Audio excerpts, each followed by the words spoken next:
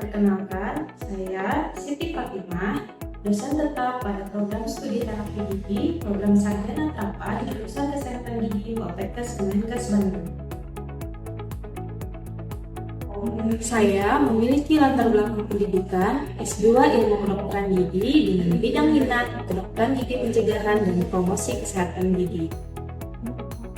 Video ini disusun sebagai bagian dari pernyataan diri dosen, unjuk kerja Tridharma Perguruan Tinggi atau PDD UKT-PT untuk persyaratan sertifikasi dosen tahun 2026 khususnya pada bidang pengajaran. Pada kesempatan kali ini, saya akan memaparkan salah satu mata kuliah yang saya ampu sesuai dengan bidang keahlian saya, yaitu mata kuliah Preventive Dentistry. Mata kuliah Preventive Dentistry memiliki bobot 2 SKS terapi yang ditempuh oleh mahasiswa semester 3 program studi terapi gigi program sarjana terapan.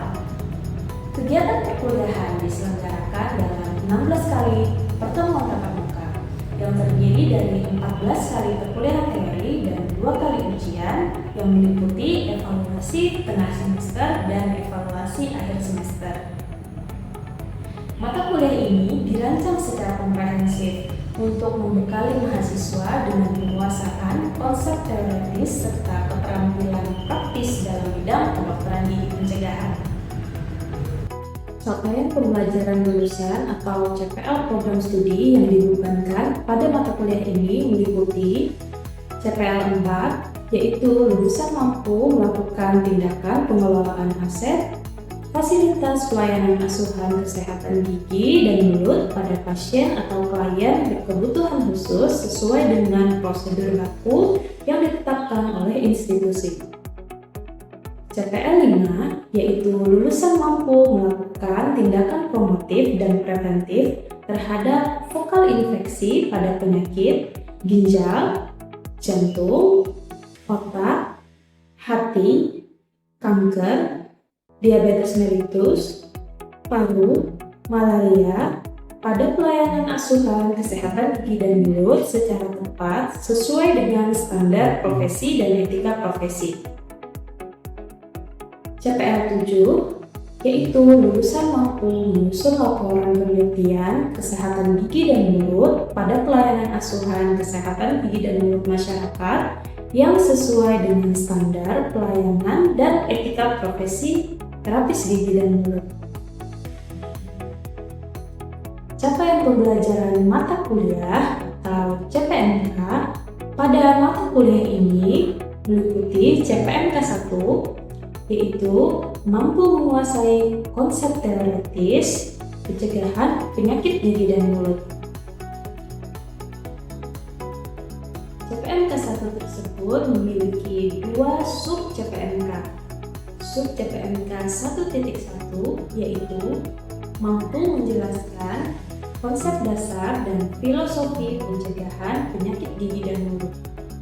Dan sub CPMK 1.2 yaitu mampu menerapkan konsep pencegahan penyakit gigi dan mulut berdasarkan analisis risiko. CPL dan CPMK tersebut telah mengikuti CPL dan CPMK yang ditetapkan dalam Kurikulum Nasional Outcome Based Education atau OBE, Program Studi Terapi Gigi, Program Sarjana Terapan yang telah disahkan oleh Direktorat Jenderal Tenaga Kesehatan Kemenkes RI tahun 2024. Pada perkuliahan ini menggunakan metode pembelajaran sinkronus dan juga asinkronus. Sinkronus meliputi kuliah interaktif tatap muka dan juga diskusi. Sedangkan asinkronus meliputi pembelajaran melalui Learning Management System, yaitu EdLink, video, serta modul atau buku referensi.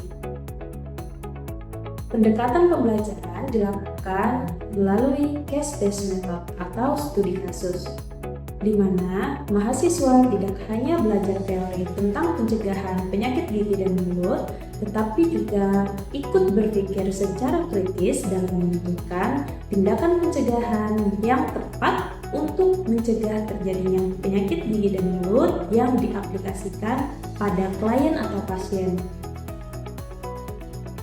Bahan kajian pada mata kuliah ini mencakup beberapa pokok bahasan, di antaranya ruang lingkup ilmu pencegahan penyakit gigi dan mulut, struktur email gigi, jaringan periodontal pada masyarakat umum dan masyarakat berkebutuhan khusus, lapisan-lapisan pada gigi, potensi plak, pengukuran kebersihan gigi dan mulut, pemeriksaan jaringan periodontal, manajemen risiko karies, oral fisioterapi, scaling, floor, fissure sealant, saliva, dan juga perawatan kebersihan gigi dan mulut pada pasien berkebutuhan khusus. Sistem evaluasi perkuliahan dilakukan melalui evaluasi formatif dan juga evaluasi sumatif. Evaluasi formatif dilakukan pada setiap akhir perkuliahan dengan komponen penilaian sebanyak 50% aktivitas partisipatif, 10% tugas, dan 10% kuis. Adapun evaluasi sumatif dilakukan dengan komponen penilaian sebesar 15% untuk evaluasi tengah semester atau ETS dan 15% untuk evaluasi akhir semester atau EAS.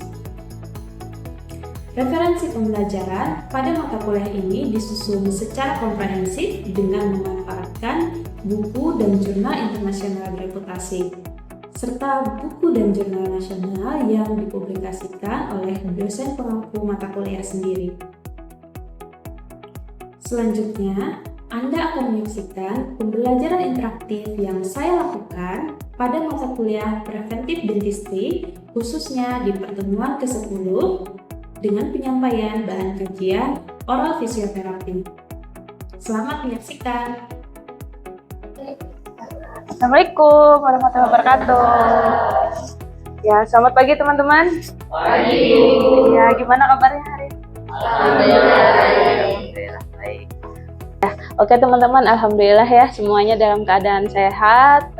Kira-kira hari ini ada yang belum masuk atau ada yang nggak hadir? Hadir semua ya. Alhamdulillah hadir semua. Nah, sebelum itu teman-teman silahkan scan QR code di depan untuk presensi kehadiran terlebih dulu ya.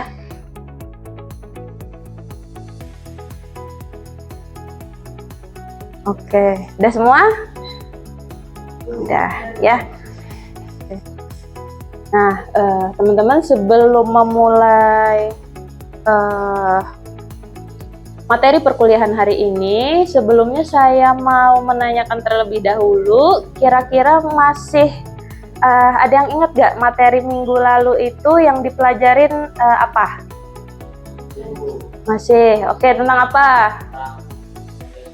Ya, manajemen karies ya, atau manajemen risiko karies. Ya, siapa yang bisa menjelaskan secara singkat apa itu manajemen risiko karies?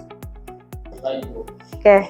Silakan Rifai. Baik Bu, jadi manajemen risiko karies adalah suatu pendekatan dalam pencegahan dan pengendalian karies gigi berdasarkan identifikasi faktor-faktor risiko yang dimiliki suatu individu.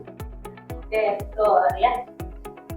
Ya, betul ya tadi teman-teman yang dikatakan oleh Rifai. Jadi untuk manajemen risiko karies yang sudah teman-teman pelajarin minggu lalu adalah salah satu cara pengelolaan ya, bagaimana caranya untuk mencegah, mengendalikan supaya penyakit gigi dan mulut itu enggak terjadi. Nah, diantaranya kalau untuk tindakan pencegahan mungkin bisa melalui fissure sealant, topical aplikasi floor atau mouth rinsing floor. Sedangkan kalau untuk pengendalian plak, ya bisa salah satu tindakannya adalah dengan cara oral fisioterapi yang akan kita pelajari pada pertemuan hari ini. Ya. Oke. Nah, sebelumnya mungkin saya mau bertanya terlebih dahulu, apakah ada yang tahu apa itu oral fisioterapi? Oke, Fauzi sama Kaila ya. Oke, silahkan Fauzi dan Kaila ya. Jadi oral fisioterapi itu adalah tindakan membersihkan gigi dengan cara mekanis, Bu. Kemudian Kaila, Oral fisioterapi apa?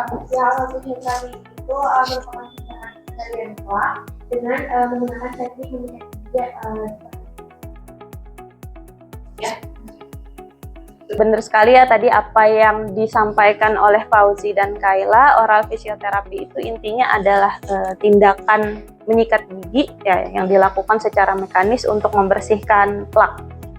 Nah, sebelum kita membahas lebih dalam terkait oral fisioterapi, mungkin saya akan menyampaikan manfaat pembelajaran pada pertemuan kali ini dulu. Yang pertama adalah untuk membantu teman-teman memahami apa itu oral fisioterapi ya, meliputi bagaimana tekniknya, terus alat dan bahan apa yang nanti bisa teman-teman gunakan untuk menyikat gigi tersebut, kemudian alat bantu apa saja gitu yang nanti bisa kita pakai untuk membersihkan gigi gitu. Selanjutnya untuk indikator pembelajaran pada pagi hari ini, yaitu mahasiswa nanti diharapkan mampu ya untuk menjelaskan apa itu yang dimaksud dengan oral fisioterapi ya, dan kemudian nanti kita harapkan juga mahasiswa bisa mampu untuk mendemonstrasikan berbagai cara atau teknik menyikat gigi ya. Oke.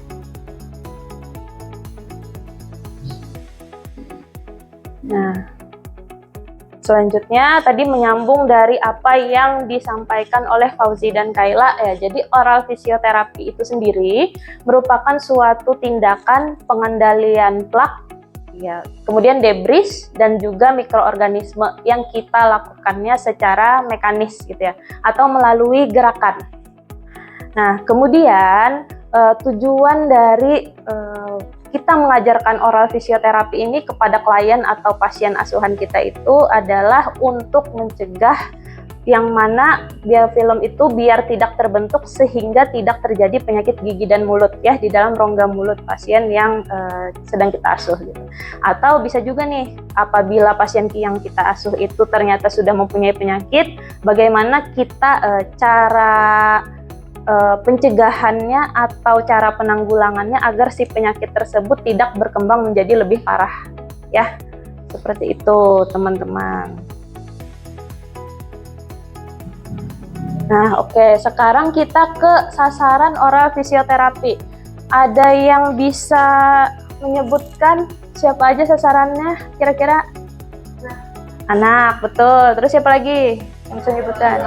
Dewasa, apalagi? Lansia. Kemudian siapa lagi? Ibu hamil, betul ya. Ibu hamil, orang-orang dengan penyakit sistemik itu termasuk ke dalam kelompok berkebutuhan khusus. Ya, jadi ada tadi anak-anak, dewasa, lansia, dan orang-orang berkebutuhan khusus itu memiliki teknik menyikat gigi yang berbeda-beda untuk diajarkan kepada sasaran-sasaran tersebut. Gitu. Oke, selanjutnya,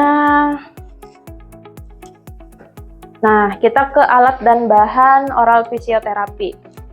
Kalau alat dan bahan yang sering teman-teman gunakan di rumah atau di kos kira-kira apa? Sikat gigi. Terus apa lagi?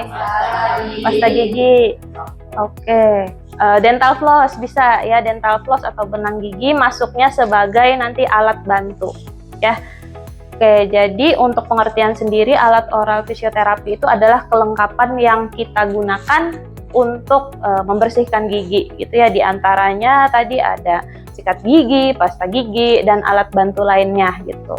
Oke teman-teman, sekarang kita akan memasuki topik ke teknik-teknik menyikat gigi ya. Nah, untuk teknik menyikat gigi, dia itu secara garis besar terbagi menjadi 6 golongan ya. Nih, yang pertama ada namanya teknik vertikal atau nama lainnya, nama penemunya adalah teknik Leonard. Nah, kalau untuk teknik vertikal itu dilakukan dengan kedua rahang tertutup. Oke. Ini contohnya kedua rahang tertutup Kemudian bagian permukaan fasial itu permukaan apa aja? Labial sama bukan, ya. Di permukaan fasial, gigi itu disikat dengan gerakan naik turun seperti ini. Naik turun. Teknik vibrator yang kedua yaitu namanya teknik Stillman, ya. Kalau teknik Stillman, kita itu menempatkan sikat gigi pada posisi kemiringannya 45 derajat, kemudian bulu sikatnya ditempatkan di antara servikal gigi dan tepi gusi. Ya, gerakannya adalah nanti dengan cara memutar kecil-kecil seperti itu. Ya, biasanya untuk teknik menyikat gigi ini diindikasikan pada pasien yang sedang mengalami resesi gingiva progresif. Itu ya. Kalau untuk pasien diabetes sebenarnya ini juga bisa kita rekomendasikan ya, terutama pasien diabetes yang sedang mengalami resesi gingiva atau penurunan gusi. Nah, untuk teknik menyikat giginya terkait gerakannya bisa kita lihat pada video berikut.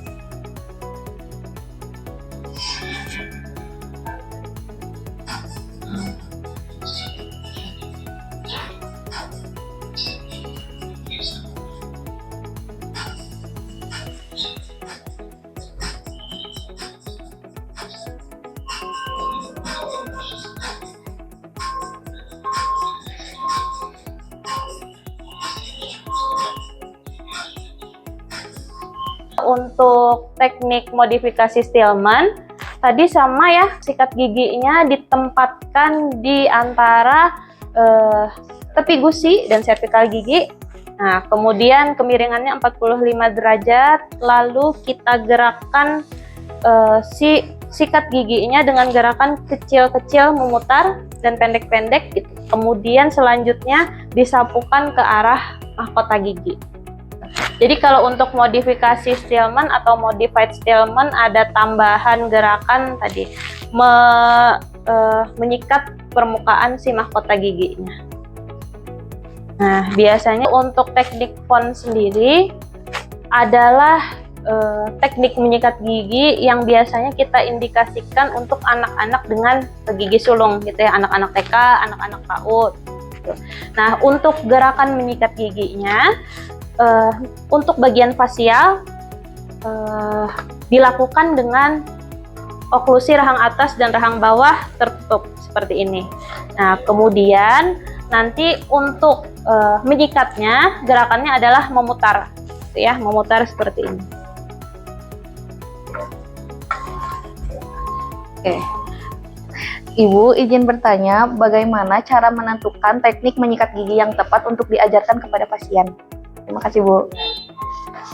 Oke, terima kasih Sani atas pertanyaannya. Ya, jadi untuk menentukan teknik menyikat gigi apa yang paling tepat kita rekomendasikan ke pasien atau klien kita gitu. Yang pertama harus kita identifikasi dulu nih, ini kelompok sasarannya siapa? Apakah tadi anak-anak atau dewasa gitu, atau lansia, atau kelompok berkebutuhan khusus. Nah, kemudian selanjutnya yang kedua, teman-teman identifikasi juga dia itu sedang pada tahap periode gigi bercampur, gigi sulung aja gitu, atau gigi dewasa aja. Kan nanti untuk teknik menyikat gigi yang kita gunakan pasti akan berbeda-beda ya. Nah, kemudian selanjutnya kita cek juga di dalam rongga mulutnya, apakah dia sedang mengalami suatu penyakit gigi dan mulut tertentu gitu. Contohnya apakah tadi sedang terkena gingivitis, periodontitis, ataupun sedang memakai alat orto cekat dan lain sebagainya gitu. Nah, itu perlu kita identifikasi seperti hal tersebut terlebih dulu ya. Ini contoh kasusnya, misalkan nih teman-teman membawa anak kelas 3 SD gitu ya ke klinik kesehatan gigi Bandung. Nah, kemudian kalau kelas 3 berarti periode giginya apa? Campuran ya. Nah, kalau periode gigi campuran berarti kan yang perlu kita ajarkan nggak mungkin kan pakai teknik quartz gitu. Nah, berarti kita harus mencari dari ke-6 teknik tadi yang mana yang paling tepat gitu. Nah, sekarang untuk periode gigi campuran itu kita lihat lagi di dalamnya, gitu. Dia sedang ada gingivitisnya atau kondisi gusinya sehat-sehat aja, gitu. Nah, setelah teman-teman mengidentifikasi hal tersebut, gitu, oh ternyata saya bawa pasien nih, anak kelas 3, periodenya gigi campuran, kemudian kondisi gusinya atau rongga mulutnya dalam kondisi sehat-sehat aja, gitu. Nah, kita tentukan dari 6 golongan tadi, kira-kira yang mana yang bisa kita pakai untuk diajarkan ke pasien, gitu, atau ke klien, gitu. Kira-kira teknik menyikat gigi apa yang cocok? Kalau untuk kondisi gigi dan gusinya masih dalam keadaan sehat. Jadi, apa? Yang Stillman siapa? Angkat tangan. Modified. Oke, yang modified bass siapa? Kedua aja nih. 3. Oke ya. Kalau untuk biasanya kalau dalam kondisi keadaan sehat itu periode gigi campuran ataupun gigi dewasa kita ngajarinnya teknik modified bass ya. Nah itu. Kemudian untuk teknik modified bass tadi selain juga bisa kita rekomendasikan atau kita ajarkan kepada pasien dengan kondisi gigi yang sehat, gitu juga bisa kita rekomendasikan pada pasien berkebutuhan khusus, gitu ya. Salah satunya mungkin orang penderita diabetes, gitu, ibu hamil, gitu, yang sedang mengalami mungkin periodontitis, gitu, atau gingivitis, gitu. Itu juga bisa ya. Jadi selain bisa diajarkan kepada pasien atau klien yang dengan kondisi sehat, gitu, giginya juga bisa kita ajarkan dengan pasien yang sedang mengalami periodontitis atau gingivitis ya, untuk teknik modified bass tadi. Oke, gimana, cukup jelas? Jelas. Oke, sip. Nah, selanjutnya teman-teman kita masuk ke macam-macam alat bantu. Tuh, tadi kan di awal ada yang menyebutkan benang gigi. Nah, ini salah satu alat bantu ya. Jadi alat bantu itu adalah alat pelengkap atau alat tambahan yang biasanya kita gunakan untuk membersihkan gigi ya, di bagian-bagian yang tidak terjangkau oleh sikat gigi.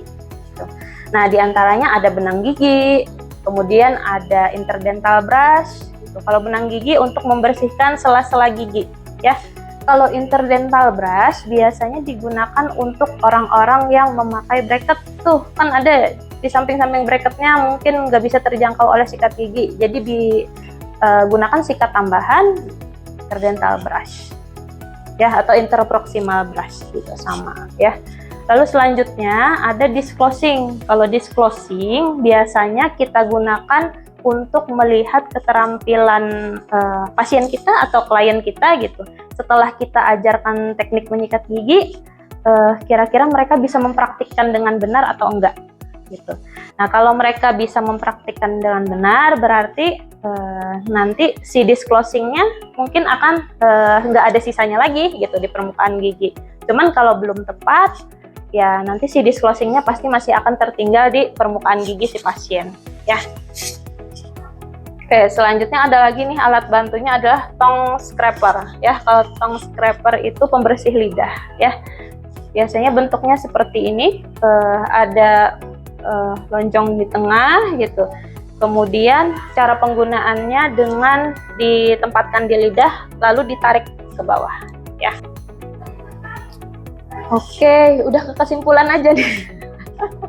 Kira-kira ada yang bisa menyimpulkan apa yang sudah kita pelajarin hari ini? Oke.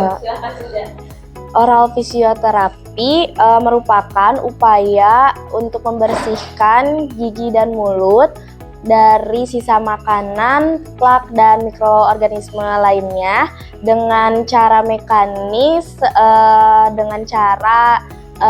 dengan menggunakan sikat gigi, pasta gigi, dan alat bantu lainnya. Teknik menyikat gigi dalam oral fisioterapi ada 6 bagian. Oke, ya betul sekali tadi yang disampaikan Rida. Jadi untuk kesimpulan pembelajaran hari ini adalah oral fisioterapi itu merupakan salah satu tindakan mekanis ya dalam membersihkan gigi, yang mana kita tindakannya adalah untuk menghilangkan atau mengendalikan plak, debris, dan juga mikroorganisme yang menempel pada permukaan gigi. Kemudian selanjutnya di sini oral fisioterapi tadi ada alat dan bahannya ya. Alat dan bahannya diantaranya tadi ada sikat gigi, itu pasta gigi, dan juga ada alat bantu lainnya yang bisa kita gunakan untuk membersihkan permukaan gigi yang tidak terjangkau oleh sikat gigi ya. Kemudian selanjutnya tadi oral fisioterapi untuk teknik atau gerakan menyikat giginya terbagi menjadi 6 golongan ya. Di antaranya ada vertikal, horizontal, terus teknik roll. Kemudian ada teknik vibrator. Nah, untuk tersendiri nih teknik vibrator dia terbagi jadi 5 ya. Di antaranya ada charter, Stillman, modified Stillman, kemudian ada bass, dan juga modified bass ya. Lalu ada lagi nih teknik selanjutnya yaitu teknik Pons ya untuk anak dan juga teknik fisiologis ya. Oke, nah sebelum mengakhiri perkuliahan ini, saya mau mengajak teman-teman untuk mendiskusikan soal kasus terlebih dahulu, ya. Nah, ini soal kasus yang pertama, ya. Seorang anak perempuan usia 5 tahun datang ke puskesmas bersama ibunya untuk pemeriksaan kesehatan gigi. Setelah anamnesis, anaknya baru mulai belajar menyikat gigi sendiri, namun masih kesulitan mengikuti gerakan menyikat gigi yang rumit. Hasil pemeriksaan, adanya plak pada permukaan bukal dan labial beberapa gigi sulung tanpa tanda gingivitis berat. Terapis gigi dan mulut berencana memberikan edukasi mengenai cara membersihkan gigi yang mudah dipelajari dan sesuai dengan tahap perkembangan motorik anak. Oke, sekarang saya bacain pertanyaan pertama. Kira-kira tadi alat bantu apa yang bisa kita pakai untuk melihat keterampilan awal anak dalam menyikat gigi pada kasus tersebut? Pakai apa? Disclosing. Oke, benar ya. Kemudian kita lanjut ke pertanyaan kedua nih. Apa teknik menyikat gigi yang paling tepat? Teknik Pons. Oke, benar. Kemudian selanjutnya bagaimana gerakan teknik Pons itu? Bulat. Oke, ada yang bisa mencontohkan ke depan? Oke, ayo.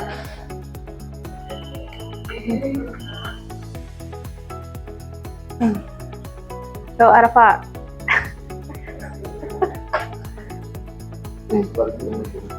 Ya, pertama-tama diapain dulu? Posisi rahangnya gimana? Tertutup apa terbuka? Tertutup. Oke, terus gerakannya?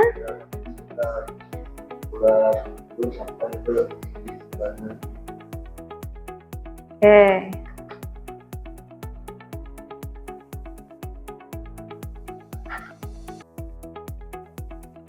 Oke, itu permukaan fasial ya. Kemudian kalau permukaan oralnya gimana?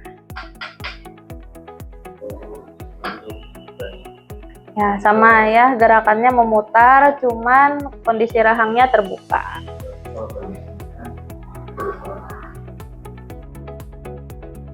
Oke, sip, terima kasih Arfa. Aplaus nggak deh? Oke, thank you. Sebelumnya apakah ada yang ingin ditanyakan lagi? Cukup, oke. Kalau gitu terima kasih teman-teman atas kehadirannya pada pagi hari ini. Semoga apa yang kita pelajari bersama tadi bermanfaat. Ya, saya akhiri. Wabillahi taufiq wal hidayah. Wassalamualaikum warahmatullahi wabarakatuh. Waalaikumsalam warahmatullahi wabarakatuh. Oke, thank you.